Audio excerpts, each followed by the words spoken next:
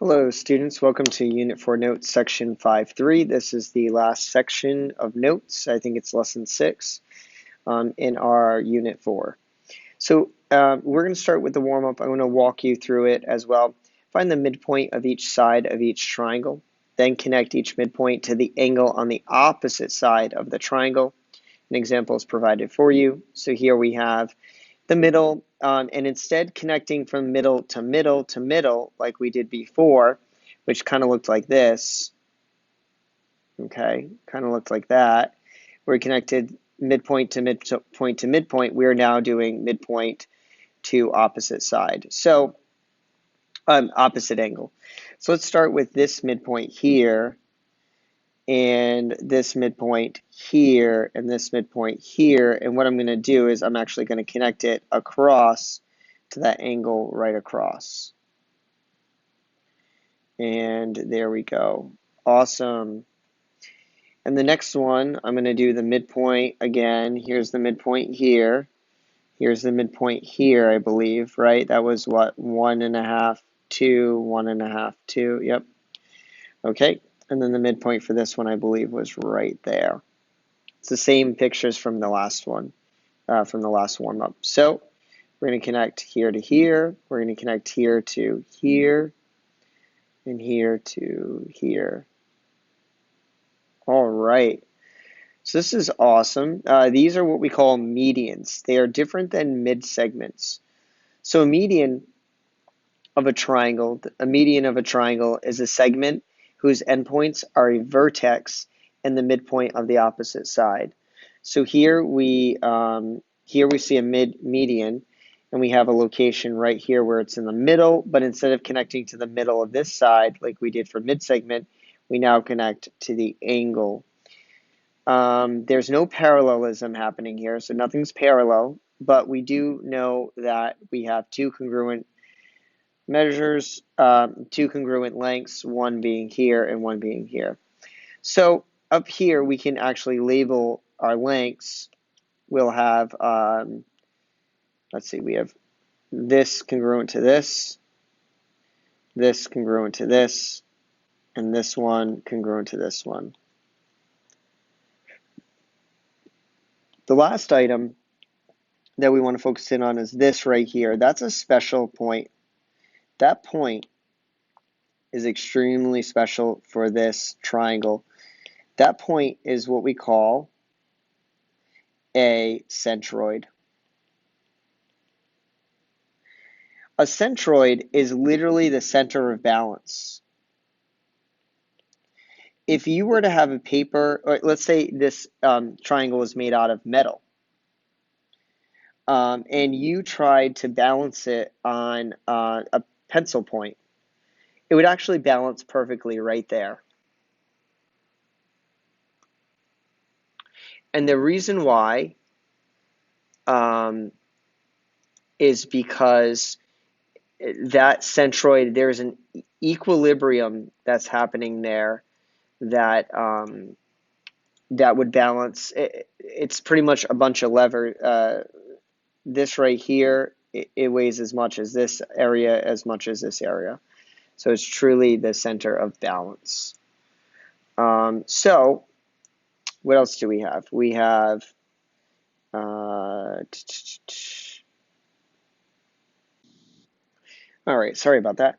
So so here's your median for your triangle. So we're going to look here and try to figure out which one's the median. Well, if we look at CA, this isn't a median because it's actually a perpendicular. We see perpendicular right here. We see that it bisects BD. So CB and CD are cut in half. Well, they're not cut in half. They are the halves that were cut off of this whole DB. So this is a perpendicular bisector, so CA is not an option here. And then we have GD, which is perpendicular but not a bisector. And that connects GD to an angle. That's what we call an altitude of a triangle. An altitude can be on the inside or on the outside. So here's another example of an altitude. You just come down from an angle, you come down perpendicular, and then you drop in your perpendicular, and that's an altitude. Well, so we have a perpendicular bisector, Then we have an altitude, and it's neither one of those. Let's see. Then we have this that cuts the angle in half. So let's take a look. Angle cuts in half. That's an angle bisector. That's still not a median. So the only thing left is FC, which you see here looks just like this segment here. It connects from the angle all the way to the middle, the midpoint. So angle to midpoint, FC is the median. So that is our median.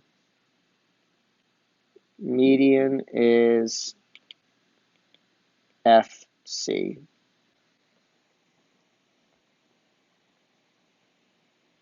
All right, let's take a look here. Determine if segment AB is a median in any of these examples. So AB is a median. It connects midpoint to angle. So that is good. AB here is AB is not a median. It is a perpendicular bisector because it's perpendicular and it bisects that side.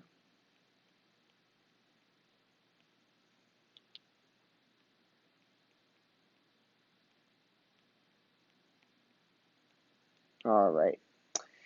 And AB also is not a midpoint because we don't have enough information.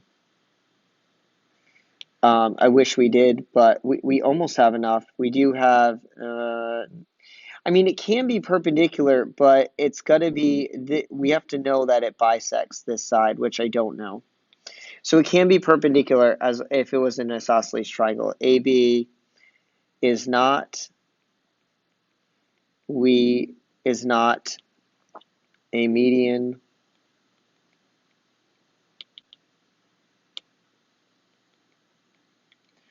We do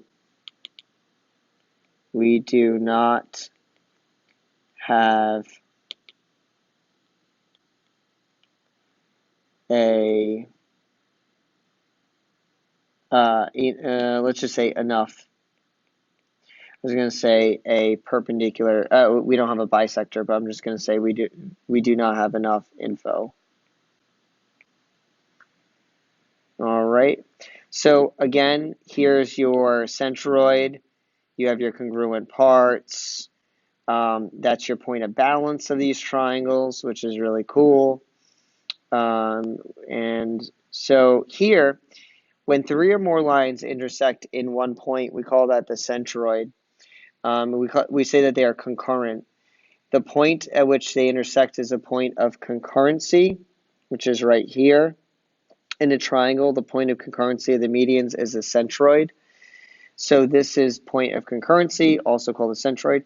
For any triangle, four different sets of lines are concurrent. Theorems 5, 6, and 5, 7 tell you about two of them. So here is 5, 8. Here's what's really cool about this centroid. So when we take a look at this triangle, you have this shorter side here, GC, that goes from side to centroid. Then you have from centroid over to angle, and that's much longer. Same thing here. HC is short, and CF is longer. JC is short, CD is longer. So again, all the ones coming from the sides are a little bit shorter. The ones going all the way to the angle are longer. How much longer? How much shorter? Well, take a look at this. Here's CH. Watch this. CH, copy, paste, paste. Watch this. How long is it? Well, it's exactly half of it. Well, CH is half of FC. So here's the way I think about this. I break this into parts. I have my 1/3 part, my 2/3 part, and my 3/3 part, which is the whole thing. So in medians, all you need to worry about when given a median is either multiply or divide. You can find out any length you want at all any length, multiply or divide by 2 or 3. What do I mean by that? Well, if you're given CH, if you're given this part, if you multiply by 2, you'll get this part. If you multiply by 3, you'll get the whole thing because it's the 1/3 and it's 2 more thirds, making it the whole 3/3. Okay? So that's my multiply by 2 or 3. Multiply by 2, you'll get this part. Multiply by 3, you'll get the whole thing. What do I mean by divide by 2 or 3? Well, if you're given this part, divide by 2 and you'll get this part. Right? 2/3 to 1/3, you divide by 2. Given the whole thing, divide by 3, you'll get this part. Let's say I'm given the whole thing, but I want to solve for this 2/3 part. Well, take the whole thing, divide by 3, get this part, then double it, and then you'll get this part. So literally multiplying or dividing by 2 or 3 will get you the answer for every single one of these answers, for whatever value you're given. And it says here DC is equal to 2/3 of DJ. Well, CJ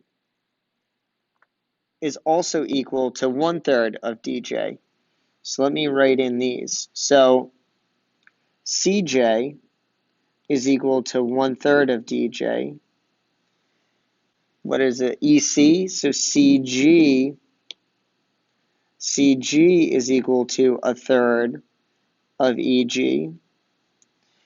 And for the FC one, we have CH is 1/3 of FH.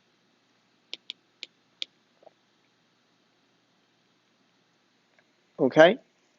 There's so many other statements I can make that, like, for instance, FH is 3 times CH, but I mean, that's going to come with time and practice. So multiply or divide by 2 or 3 is the answer for really all of these. You might have to do a couple of both, but we'll get there. All right, so let's do our first example.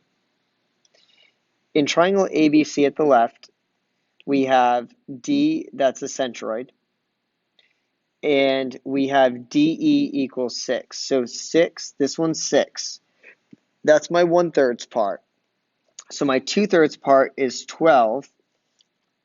My 3/3 part, which is the whole thing, is 18. So DB, so here they gave me DE is 6. I'm not even looking at the question yet. I'm just going to do 6. Double it will be 12, and all of it is 18. It wants me to find BE. So BE is the whole thing. So BE is 18.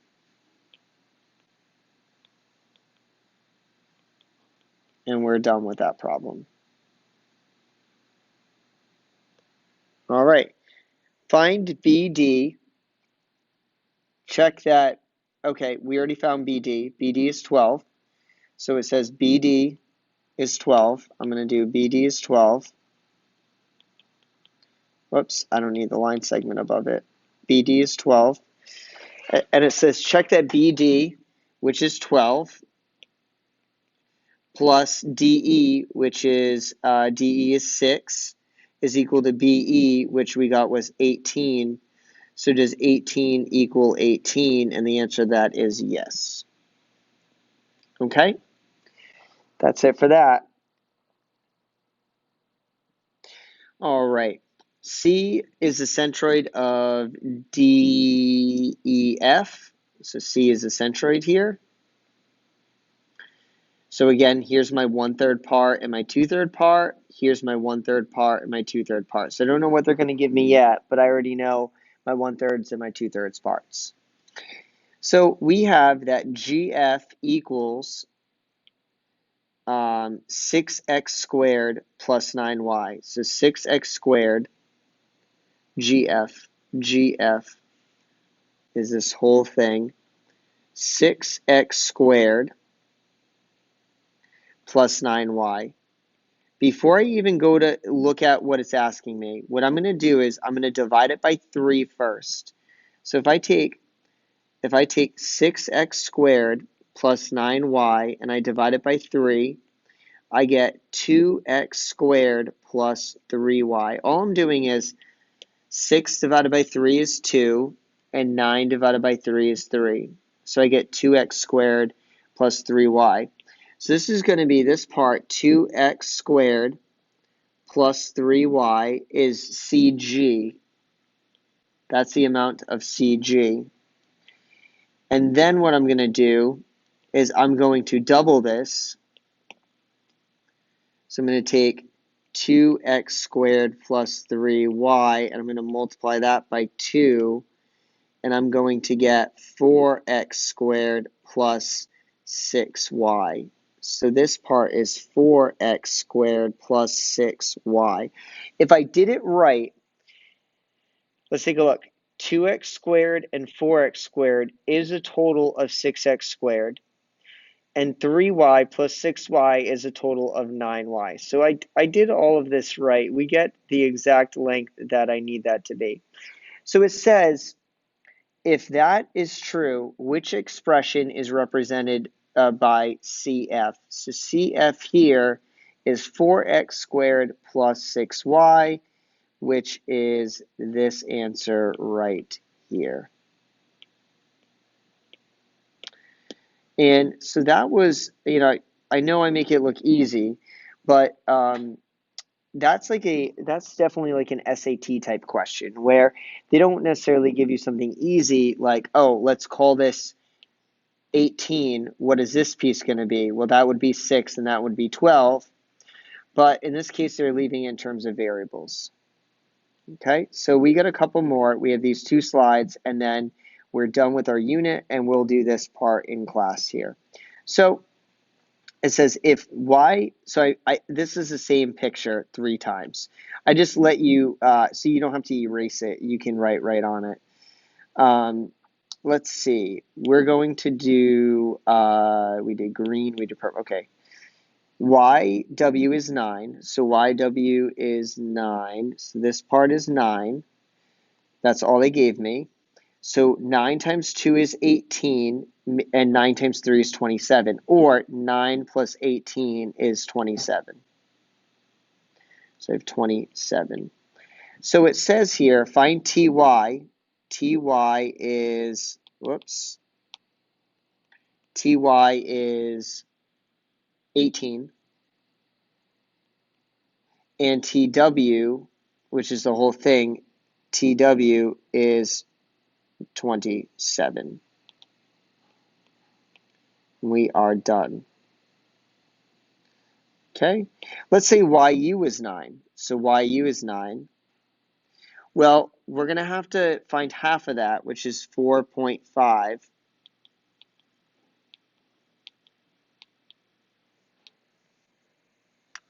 Let's see, 4.5 is half of it, right? Because they give me the 2/3 part, I want the 1/3 part, so I'm going to have to divide by 2. And then if I multiply this by 3, I get, or I just add these two together, I'm going to get 13.5. So 4.5 times 3 is 13.5. All right, and it wants to know what is ZY and what is ZU. So ZY is the whole, nope, it's the 4.5 part. And ZU is the 13.5 part.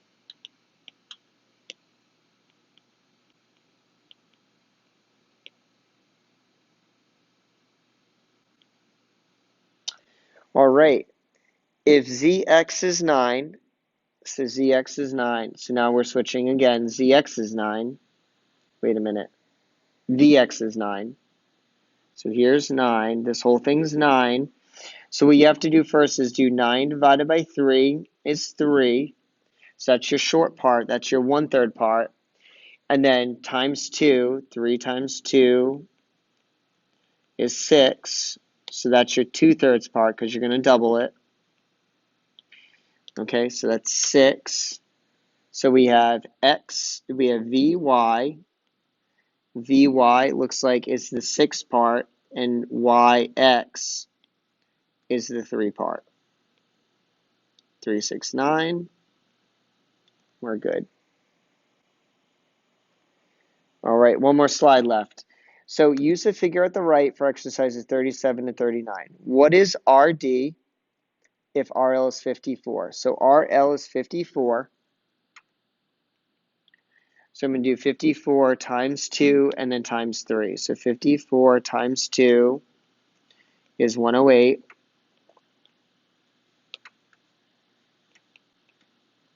108. And then together, they are 54 times 3, or you can just add them together. Either one is 160, let's see, 50, 100, 150, and 12 is 162. And that's what I would have gotten if I did 108 plus 54. So, right? Yep, 150, 162. Okay, what does it want me to do? It wants me to find RD. So RD is, what is RD? RD is 162 centimeters. So the answer is C, 162. All right, what is WL if WJ? So I'm going to have to WJ. Oh no, I can do this. I'll overlap it. WJ is 210. So WJ is 210. So 210 divided by 3, because I got to get my 1/3 part, is 70. And now to get my 2/3 part, I'm going to multiply by 2, so I get 140. So here, JL is, this is, well, really hard to tell. That one is 70, and this one right there is 140. And so it wants to know the WL part. Well, WL is the 140. So WL is 140 millimeters. Again, these aren't like drawn to scale or anything. These are just, if it was that, what would you have? Because obviously centimeters and meters aren't going to match up. Okay. This last one, what is X if WL is 15X? So let me erase, yeah, I'm going to have to actually erase this because I'm going to need that diagram. So WL is 15X. So this is 15X, which is double this, but 2/3 of this. Okay, but let's see what else they give me. LJ is 5x plus 3. So LJ is 5x plus 3. So just remember, 2 of these equals 1 of these. So I'm going to do 5x plus 3. 2 of them is equal to 15x. So use the distributive property, 10x plus 6 equals 15x. Take 10x away. I get 6 equals 5x divided by 5. X equals 1.2. And that is one of my choices, 1.2. So if I put 1.2 in, you'll get, let's see, that's 6 plus 3. If I wanted to evaluate this, it would be, you would get 6 plus 3, because 1.2 times 5 is 6, so I get 9. So LJ is 9. And then that means I should get 18, which is exactly what happens when you do 15 times 1.2. You get 18. All right, and that's it for this lesson. Good luck on we'll do this in class, the next worksheet, but good luck on the rest of your IXLs.